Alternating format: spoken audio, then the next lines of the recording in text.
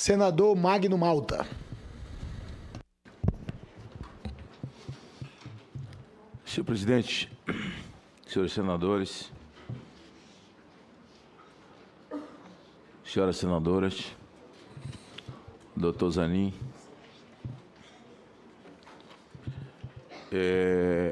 nesse dia de hoje, após o relatório do nobre senador veneziano,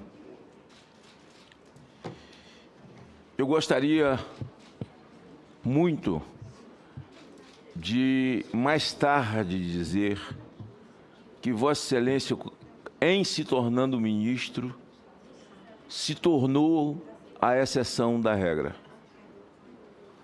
A regra é que todos que se assentam aí onde Vossa Excelência está, fazem um discurso, na prática, quando a toga lhe é dada, ele é a mesma pessoa, ou seja, a pessoa fora do discurso.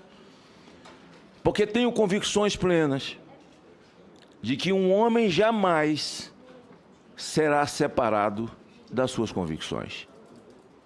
Por isso, as perguntas que vou lhe fazer, as farei imaginando a sua cabeça de juiz e não de advogado.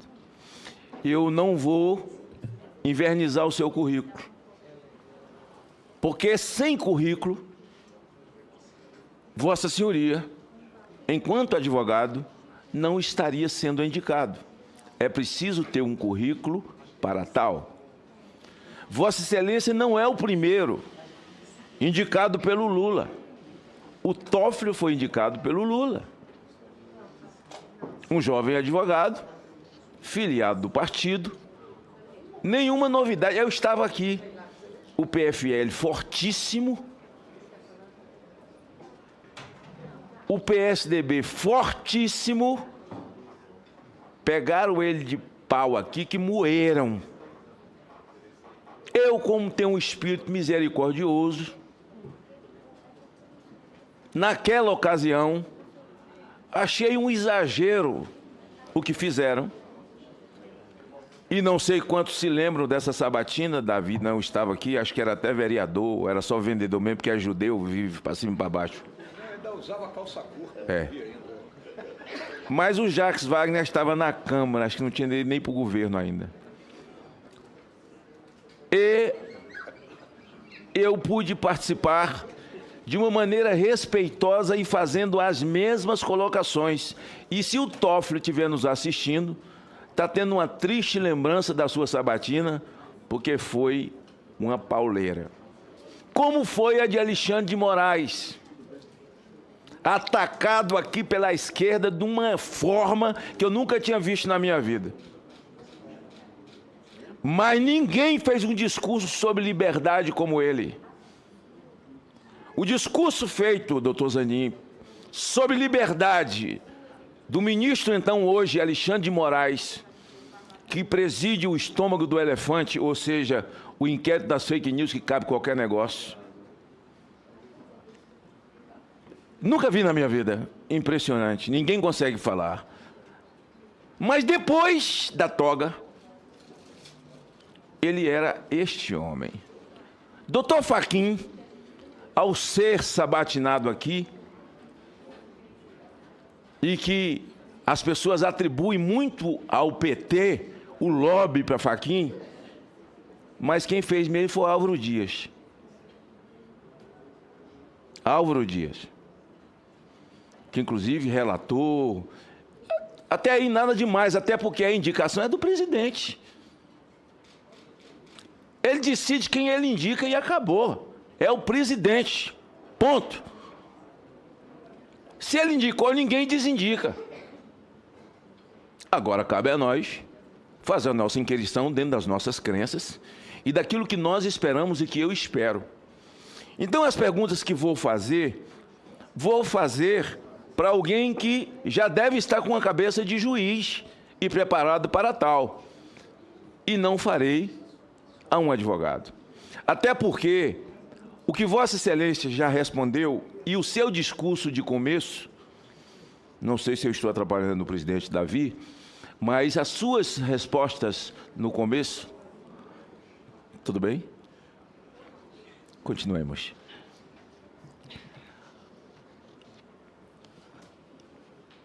A sua palavra no começo, doutor Zanin, uma vez cumpridas, enquanto juiz, o senhor será a exceção da regra. Eu podia ler aqui a definição da ministra Rosa Weber, aqui no seu lugar, sobre ativismo judicial. É tremendo, é a coisa mais linda do mundo. Quem quer legislar, tire a toga e vai disputar a eleição.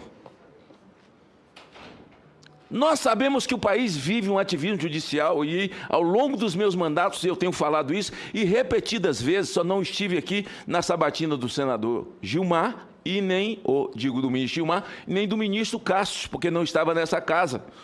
Mas até do André, eu estive sentado aqui a sabatina inteira. Davi estava aí com máscara no rosto e tal, com aquele negócio ainda de Covid, né? Tal. E eu fiquei sentado aqui, vendo o terrivelmente evangélico ser sabatinado. Pergunta a Vossa Excelência, em chegando no Supremo Tribunal Federal, Vossa Excelência entende que o Brasil vive hoje, Vossa Excelência irá para lá com o título de guardião da Constituição ou chegará no Supremo e, a exemplo dos outros, terá uma Constituição particular e que define como quer, quando quer, seja ela qual for a questão. Em segundo lugar,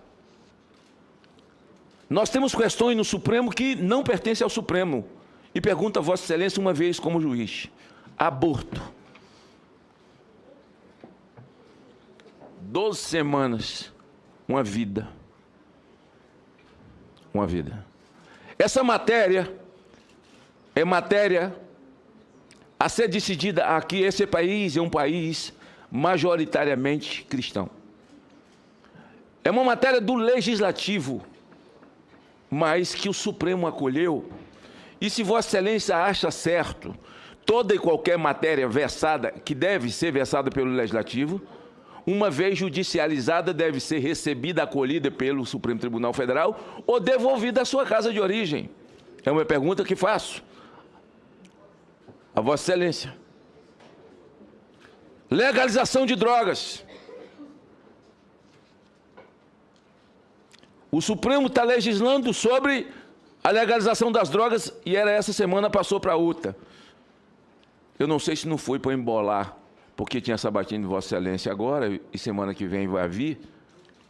E quero saber como Vossa Excelência, uma vez como juiz, votará na legalização do aborto, na legalização das drogas.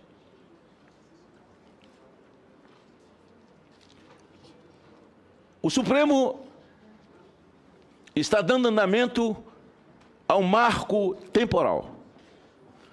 O Brasil vai se tornar um paísinho do tamanho do estado de Sergipe e o resto tudo é área demarcada, onde estão as nossas riquezas, onde as ONGs internacionais virão para mamar. No marco temporal, a pergunta não é ao advogado, porque como advogado, se Vossa Excelência estivesse advogando e não sentado aí,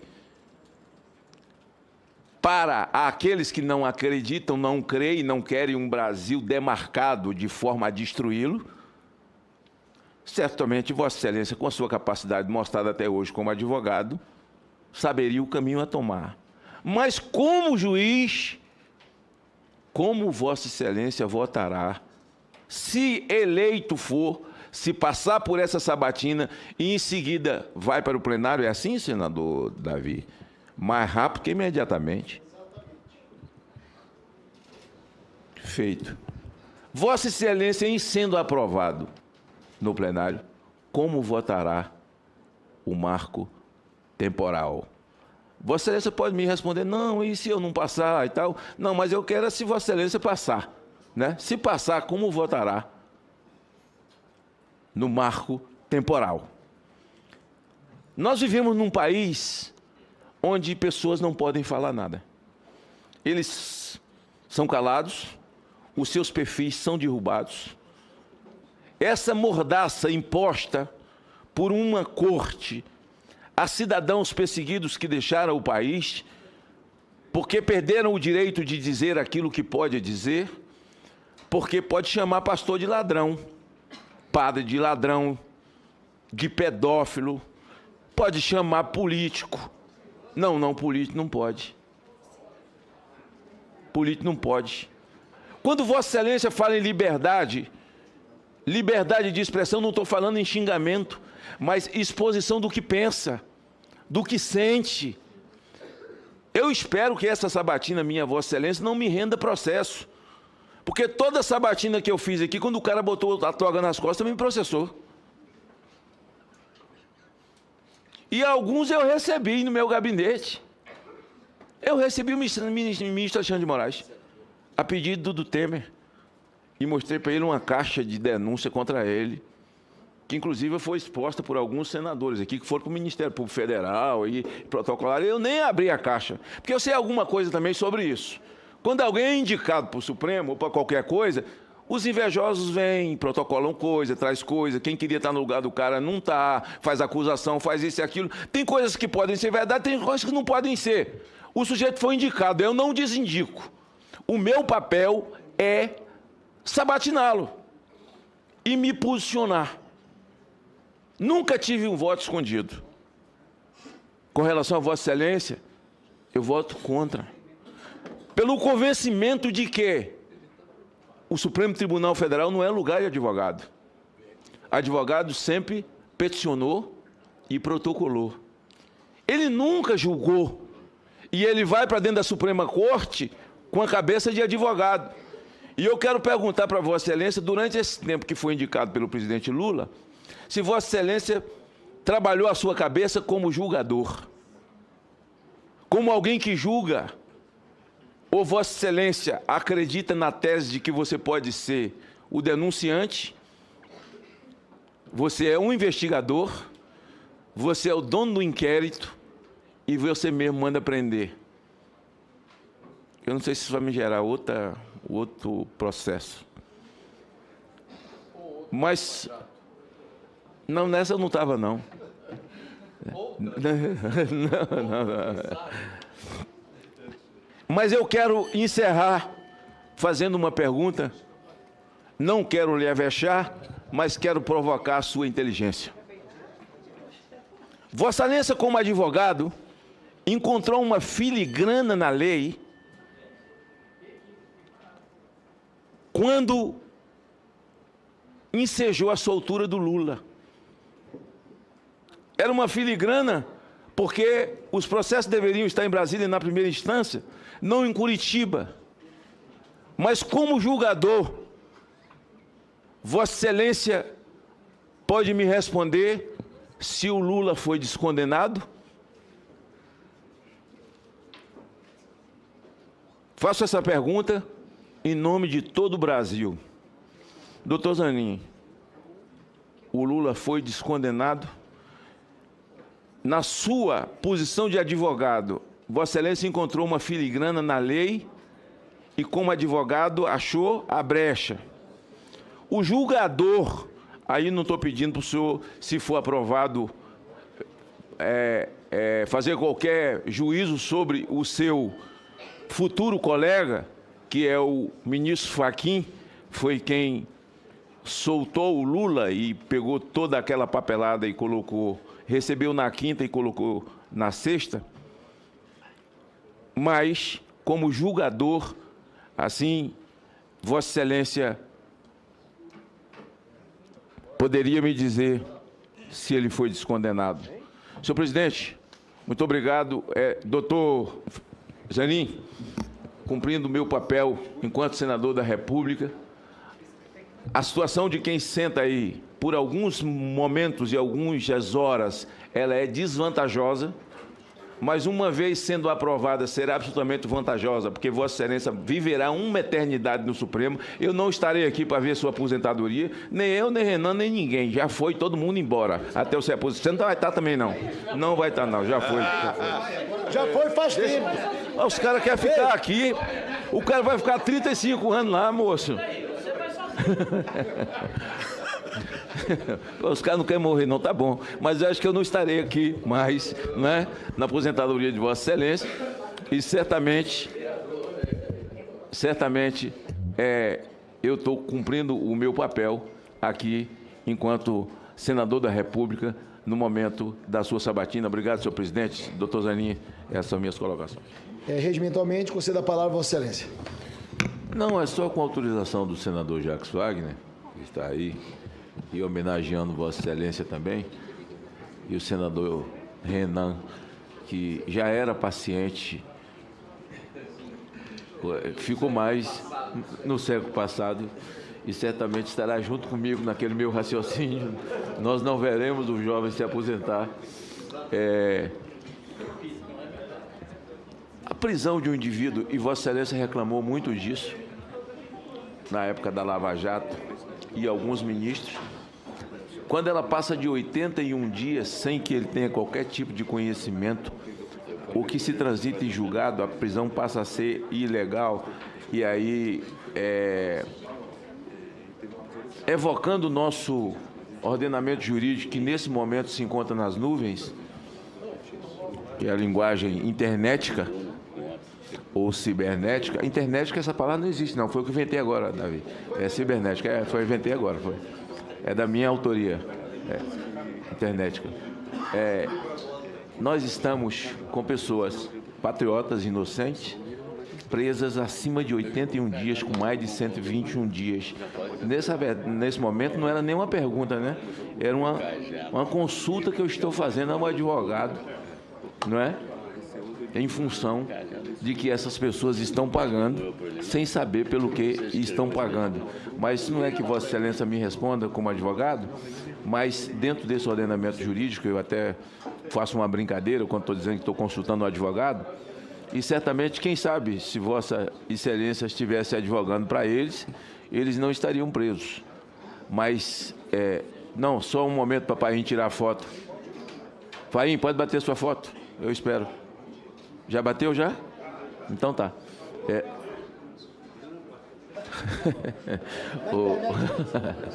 A internética. E aí, dentro do ordenamento jurídico, esses 81 dias, e como Vossa Excelência faria essa colocação para mim, visto que a lei hoje vigente no país, que, a meu ver, repito, está nas nuvens, como se comporta com uma prisão acima de 81 dias? Senador Magno Malta, esse caso concreto, né, colocado por Vossa Excelência, também está em julgamento no Supremo Tribunal Federal. Então, eu não poderia, né, diante da hipótese de ser aprovado eventualmente, antecipar uma posição. Então, eu vou falar aqui em tese daquilo que eu sempre defendi durante a minha carreira, a minha trajetória. Então, falando em tese, eu não concordo com nenhuma pena antecipada. A pena ela tem que ser cumprida na hipótese de haver uma decisão condenatória transitada em julgado. Evidentemente que isso não exclui a possibilidade, em tese, de aplicação de medidas cautelares durante o processo, inclusive a possibilidade da prisão, desde que presentes os requisitos que justificam a prisão cautelar, que são requisitos diferentes do cumprimento da pena. Então, falando em tese e respondendo ao questionamento de Vossa Excelência, eu entendo que a prisão, né, além de ser uma medida que pode ser tomada sempre que afastados as demais possibilidades de medidas cautelares, ela precisa preencher todos os requisitos que estão previstos em lei para a modalidade de prisão cautelar.